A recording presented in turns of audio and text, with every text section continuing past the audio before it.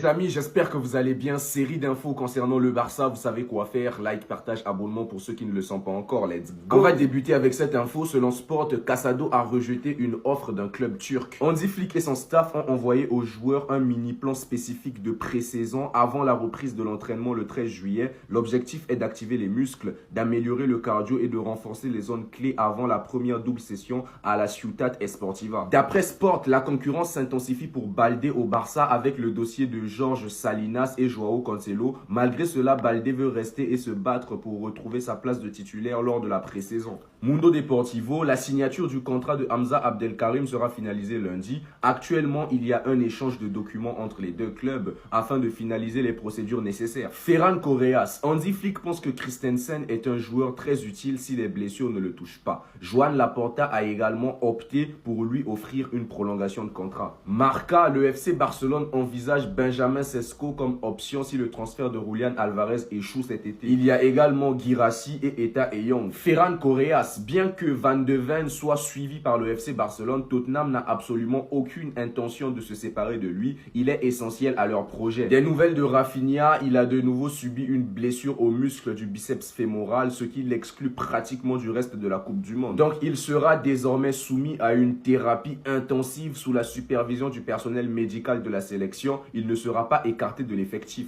Mundo Deportivo, Dani Rodriguez quittera le FC Barcelone cet été. Malgré un an restant sur son contrat, le joueur a décidé de chercher un défi de plus haut niveau. Conscient que ses chances avec l'équipe première seront limitées, le Dinamo Zagreb figure parmi les clubs intéressés. Concernant Tony Fernandez, il se concentre pour l'instant pleinement sur le FC Barcelone et la pré-saison sous Hansi Flick. Il n'envisage pas de partir malgré l'intérêt des autres clubs.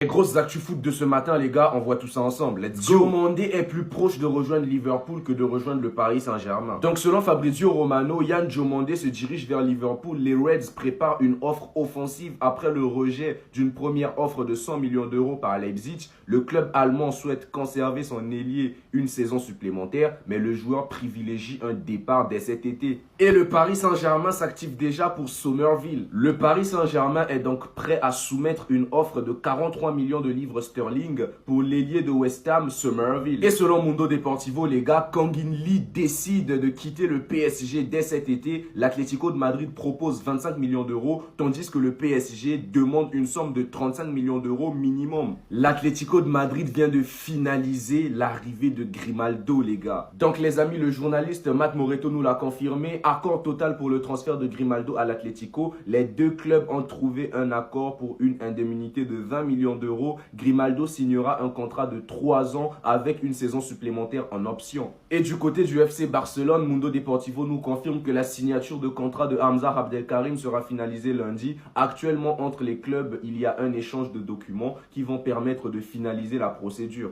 Salut les coolers, j'espère que vous allez bien. Nouvelle petite vidéo, information Barcelone, pas axée comme d'habitude sur le mercato, mais plus des informations globales qui nous concernent, donc on va voir tout ça ensemble. On commence tout de suite avec Marcos Llorente sur les rumeurs envoyant Julián Alvarez au FC Barcelone, qu'il fasse ce qui lui apportera le plus de bonheur et en tant qu'ami, je le soutiendrai. Un homme mature, finalement, Marcos Llorente, j'applaudis. Et on apprend qu'il y a tension maximale entre l'Atlético de Madrid et Julián Alvarez. Ça m'étonne pas, de toute façon, je pense que ça dure depuis maintenant des jours et même des semaines. Breaking, le FC Barcelone envisage Benjamin Sesko comme option si le transfert de Julián Alvarez échoue cet été. Alors toi, ça va être comme Vlahovic et Darwin Nunez. Non merci, l'info vous pouvez la supprimer parce que non, personne ne le veut. Nagelsmann, je pense que Barcelone évolue parfaitement avec Hansi, ils ont été malchanceux en Ligue des Champions. Cette saison, pas trop. Plus la saison dernière contre l'Inter Milan, on est d'accord. Mais cette saison, pas trop. Je pense qu'on a fait des erreurs et que c'était mérité. Mais voilà, en tout cas, ça fait du bien aussi d'avoir des éloges de Nagelsmann, un grand sélectionneur allemand qui connaît aussi Hansi Flick, forcément. Donc bon, voilà. Lamine Yamal, à l'avenir, je me vois évoluer milieu offensif en numéro 10. Lionel Messi avait souvent 3 joueurs devant lui pour le défendre et le seul endroit où ils ne peuvent pas te défendre à 3, c'est dans l'axe. Avec le temps, je me déplacerai vers cette zone car jouer sur l'aile permet plus facilement aux adversaires de défendre sur toi à 3 joueurs, alors que dans l'axe, ils ne peuvent pas le faire. Très bonne réflexion, et déjà même cette saison, on avait commencé un petit peu à en parler, notamment sur le match contre le Real Betis à l'extérieur, où il avait joué 10 et Ronny Bardi était sur la droite, ça avait très bien fonctionné, il avait fait un très bon match et c'est vrai qu'il a toutes les qualités pour, Donc pourquoi pas à l'avenir voir Lamine Yamal en 10 mois. Franchement, ça me hype aussi. Hansi Flick a choisi le joueur qu'il veut recruter en cas de départ de Rafinha du Barça cet été. On va voir ça tout de suite. Bon, il y a quelques rumeurs quand même de plus en plus insistantes concernant un intérêt de l'Arabie Saoudite pour le Brésilien. Alors pour l'instant, il est encore tôt pour parler d'un départ qui se précise, mais c'est une possibilité réelle. Et selon la presse catalane, Hansi Flick sait déjà quel joueur recruter pour le remplacer. Le coach allemand du Barça souhaite que ce soit Barcola que le Barça recrute en cas de départ de Rafinha.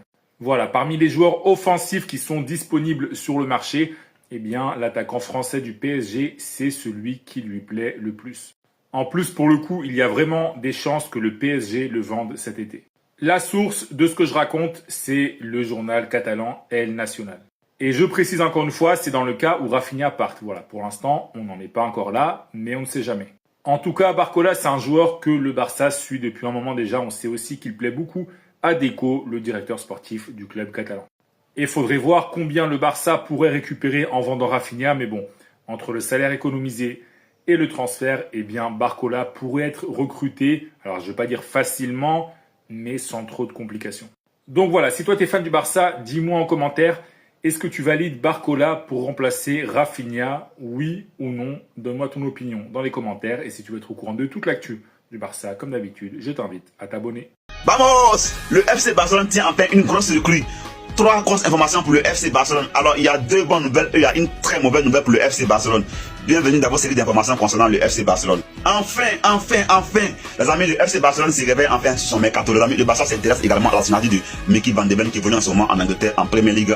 Alors, c'est un joueur qui évolue à Tottenham, mais aussi ciblé par plusieurs clubs, dont Liverpool qui est intéressé également aux joueurs. Donc, le Barça doit faire l'effort au moins de mettre la main sur le joueur après avoir refusé de signer Bastoni. Je pense que c'est le joueur vraiment qu'il faut pour renforcer la défense des Barcelonais. Les amis, que pensez-vous de Mickey Van de Ven au Barça? Vos avis en commentaire. Deuxième bonne nouvelle du jour, le FC Barcelone a trouvé un accord pour recruter José Caicedo qui évolue en ce moment en Équateur. Le Barça a recruté le joueur pour 2,5 millions d'euros. C'est un joueur qui va jouer en équipe B avant de venir en équipe première. Il va jouer avec les jeunes. Maintenant, si ça va, après il pourra venir jouer avec les grands. C'est un ailier droit. Et voici la mauvaise nouvelle du jour. Rafinha pourrait quitter le FC Barcelone après la Coupe du Monde. Les amis, Rafinha est ciblé par le club de Saudi Pro League, dont Al Hilal qui est prêt à mettre 100 millions d'euros pour Rafinha. Les amis, est-ce que Rafinha c'est-à-dire quitter le Barça? Surtout qu'en ce moment, c'est le joueur quand même qui arrive à aider le Barça. Surtout que quand le Barça est en danger, c'est Rafinha vraiment qui arrive à porter vraiment le Barça. Hormis l'ami Yamal, d'accord. Mais est-ce que Rafinha devrait quitter le Barça? Les amis, laissez-moi vous avez en commentaire. Moi, je pense que c'est un joueur quand même qui a encore le niveau pour tenir au Barça. Maintenant, il revient à Deco, à la porte à Hansi Flick dans le jeu. Sinon, pour moi, c'est un joueur qui a encore son potentiel, qui a encore vraiment le potentiel de rester encore au FC Barcelone. Et voici le plan B du FC Barcelone au cas où Rafinha venait à quitter le club. Le Barça pourrait donc viser Yann Diomandé. Les amis, est-ce que Yann Diomandé pourra dignement remplacer Rafinha? Les amis, vous avez en commentaire. Pour moi, Yann Diomandé, en tout cas, c'est un joueur talentueux. Mais est-ce qu'il pourra réellement s'imposer au Barça? Surtout que le joueur aussi, il a quand même un penchant pour le PSG. Il y a aussi Liverpool qui est également sur le coup. Donc, est-ce que Yann Diomandé, il pourra réellement rebondir au Barça? Mais là-bas, est-ce qu'il pourra remplacer dignement Rafinha? Les amis, vous avez en commentaire. Ferran, tu vas nous faire pleurer. En gros, pendant la vérification de son but, il était en train de prier, il était en train de dire « Faites que ce soit un but s'il vous plaît, faites que ce soit un but s'il vous plaît ». Malgré le fait que l'Espagne gagne 4-0, on sait tous très bien à quel point ce but serait important pour lui car c'est un joueur qui fonctionne à la confiance. Et en plus, s'il avait marqué, il aurait fait chute, je vous entends pas, on connaît Ferran Torres. Lui qui pour l'instant passe des moments compliqués. Sur les 2 derniers matchs, il a eu 3 grosses actions. Les 3 grosses actions, il les a ratées. Et le seul moment où ça finit au fond, c'est malheureusement un but hors jeu pour Ferran Torres. Pour tous vos maillots Street Player, -20 avec KB5, tout est sur mon profil, n'hésitez pas à foncer, c'est livré partout dans le monde. Moi je vous mens pas les gars, je sais pas pourquoi, mais la vidéo, elle me déchire le cœur. En soi, c'est normal qu'un joueur veut que son but soit valide. Mais de voir Ferran Torres en train de supplier pour que son but soit valide, quand on regarde le harcèlement, les critiques qu'il reçoit, il se fait vanner H24. Cette année, il a clairement été l'une des cibles. Raté la définition de Ferran Torres. Comme le même où Ferran Torres prend une photo avec la lune et qu'il arrive même pas à la prendre. Comme lors des élections avec Laporta, et ils ont dit qu'il a coché à côté. Bref, des vannes sur Ferran Torres, elles se multiplient. Franchement, cette vidéo, elle m'a fait beaucoup de peine. Attendez. Et puis vous êtes là et vous trouvez ça normal. C'est terrible, hein.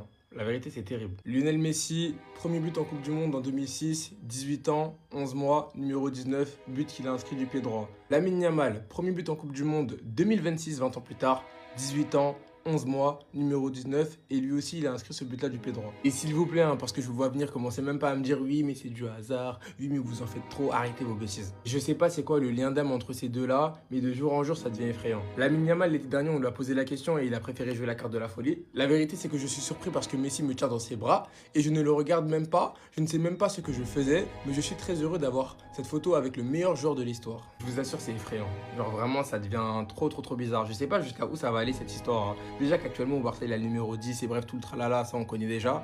De jour en jour, plus le petit bat des exploits, plus le petit atteint des objectifs. Bizarrement à chaque fois c'est comparé à un certain Messi. Donc voilà, je dis pas que Yamal aura la carrière de Messi, ne me faites pas dire ce que j'ai pas dit, mais ça fait peur. Attendez, on a eu le droit à quelques infos. Alors pour commencer avec une excellente nouvelle, parce que pour le coup, il avait vraiment marre d'entendre des rumeurs de gauche à droite concernant Rafinha. L'entourage de Rafinha dément toute rumeur de départ de Barcelone. Aucune négociation ne sera en cours, y compris avec l'Arabie Saoudite. Le Brésilien est concentré sur la Coupe du Monde et son objectif reste de poursuivre l'aventure au Barça et d'y gagner des titres. Le pressing des médias espagnols sur Rafinha, c'est de la folie. Le joueur lui-même à plusieurs reprises, il a dit qu'il voulait pas partir et pourtant il continue de sortir des articles en disant qu'apparemment il a envie d'aller à Nasser, etc. Mais bref, on va passer à autre chose. L'Atlético Madrid est proche de boucler l'arrivée d'Alejandro Grimaldo. Le joueur a accepté de rejoindre les Colchoneros. Le montant du transfert devrait dépasser les 10 millions. Négociation toujours en cours avec le Bayern Leverkusen, Fabrizio Romano.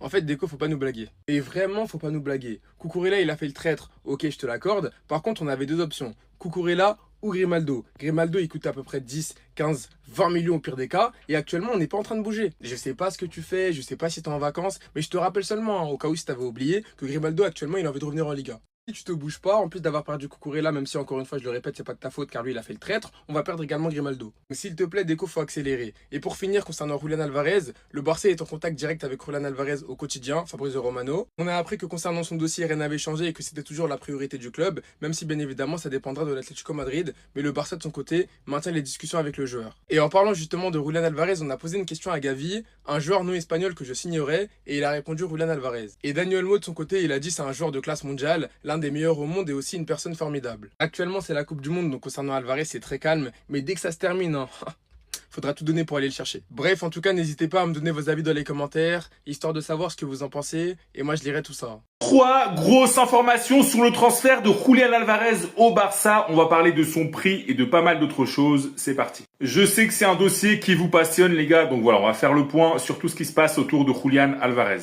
La première info, c'est qu'en février dernier, l'Atlético avait promis à l'attaquant argentin qu'il allait l'aider à partir. Voilà, qu'il n'allait pas s'opposer à un départ en cas de belle offre. Donc, force est de constater que l'Atlético a menti. Aux joueurs, en tout cas. Deuxième information, si l'Atlético ne veut pas vendre le joueur, c'est tout simplement pour ne pas perdre la face par rapport aux supporters. La direction de l'Atlético, elle est déjà très critiquée par les supporters qui, en plus, n'accepteraient pas la vente du joueur franchise, comme on dit en NBA, à un rival comme le Barça. Dernière et troisième information, l'Atlético pourrait éventuellement vendre Alvarez en cas d'offre dépassant les 150 millions d'euros. Donc ça va être beaucoup d'argent que le Barça va devoir mettre sur la table. Voilà, toutes les informations que je vous raconte, elles viennent du journal Marca. Donc voilà, c'est compliqué pour Alvarez et le Barça. Moi personnellement, je pense que ça va se faire. Je pense que ça va être très compliqué, ça va se faire. Je pense que l'Atlético va finir par céder, va finir par lâcher, surtout parce que le joueur veut signer au Barça, mais ça va être très compliqué. Mais je répète, c'est juste mon avis, donc ne prenez pas ça pour argent comptant. Mais en tout cas, si toi t'es fan du Barça, dis-moi en commentaire, est-ce que tu accepterais que le Barça paye 150 millions d'euros minimum pour Julián Alvarez? Oui ou non? Dis-moi toi en commentaire, et si tu veux être au courant de toute l'actu du club catalan, je t'invite à t'abonner. Le FC Barcelone n'a pas voulu conserver Marcus Rashford pour la saison prochaine, mais on apprend que sur les 16 joueurs du Barça, les gars, à la Coupe du Monde, seul Marcus Rashford a marqué un but jusqu'à présent. On va parler cette fois-ci de Daniel Mo et Lamine Yamal parce que tout à l'heure à 18 h, l'Espagne affronte, donc ça sera l'Arabie Saoudite pour la deuxième rencontre de Coupe du Monde. Pour ces deux équipes, à noter que Daniel Mo et Lamine Yamal devraient commencer titulaires cette rencontre. Des nouvelles également concernant Rafinha, sorti sur blessure lors du dernier match entre le Brésil et Haïti. Donc les tests ont confirmé que Rafinha souffre d'une blessure aux ischio-jambiers droit. Il restera avec l'équipe au camp de la Coupe du Monde pour recevoir un traitement intensif. Il n'est pas encore écarté, bien sûr, pour les prochains matchs. Donc de base, il devrait louper seulement le prochain match. Donc ça devrait être contre l'équipe de l'Écosse. Donc Rafinha ne ressent aucune douleur majeure. Il continuera avec l'équipe. Voilà, il n'est pas forfait pour le reste de la Coupe du Monde. Il n'est pas écarté pour le reste du mondial, seulement pour le prochain match face aux Écossais. Et on finit aujourd'hui avec Frenkie de Jong parce qu'hier, les Pays-Bas affrontaient la Suède. Une grosse victoire des Néerlandais 5-1. Et à noter que Frenkie de Jong a réalisé un très gros match. Voici son match en statistiques. Il fait pas le meilleur match ce soir, hein. Mais juste le fait qu'il soit présent, ça change le visage de la sélection. Et on l'a vu contre le Cap-Vert. Quand il n'était pas là, il n'y avait pas d'ailier percutant. Aujourd'hui, il démarre alors qu'il est blessé depuis 2 mois. Première titularisation. Au bout de 1 minute, il fait vivre un enfer à la défense de l'Arabie Saoudite. Et ça, si vous êtes quelqu'un qui connaît le football un minimum, ça joue dans les têtes de ses coéquipiers. Tu es un joueur de l'équipe espagnole. Tu vois ta star, aussi jeune soit-il, faire ça au bout d'1 minute. Mais c'est obligatoire que dans ta tête, tu te dis on va les déchirer. Est-ce que la star de l'équipe peut amener au reste du groupe parce qu'elle est capable de faire par une occasion et l'aspect mental que ça peut infliger au collectif, c'est quelque chose d'hyper important et qu'on sous-estime beaucoup dans le football. Et ensuite, en 10 minutes, alors qu'il n'est même pas à 50%, eh ben il va venir marquer le premier but de sa carrière en Coupe du Monde. Et là, on va avoir un Yamal qui en plus est sorti à la mi-temps, qui sera sans doute sur le banc contre l'Uruguay, qui rentrera un petit peu, avant ensuite de pouvoir avoir un Yamal à 100% présent pour les 16e de finale.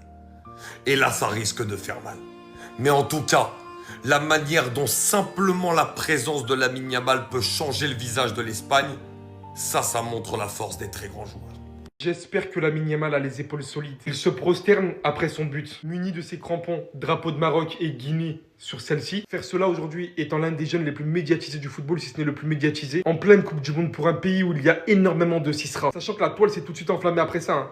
Qu'est-ce qu'il fait? 150 000 impressions en quelques minutes. Pour oser, il ose. Il a absolument aucune honte de montrer sa religion. Même si je connais pas le jugement de faire ça en plein match. Mais ce que je sais aussi, s'il rate sa Coupe du Monde, après avoir montré tout cela aux yeux du monde entier, surtout à toute l'Espagne, les gars, il va se faire allumer. Je suis madrilène depuis des années, je suis le championnat espagnol. J'en ai vu des dingueries avec Vinicius, tout ça. Mais là, vous savez pas à quel point c'est encore plus élevé à partir du moment où vous touchez à leur sélection, à l'Espagne, à leur pays. Donc j'espère que bien évidemment pas du tout. J'espère que personne n'attrape sa veste. J'espère qu'il ne va pas s'attirer à un mauvais côté. On le connaît pour ça.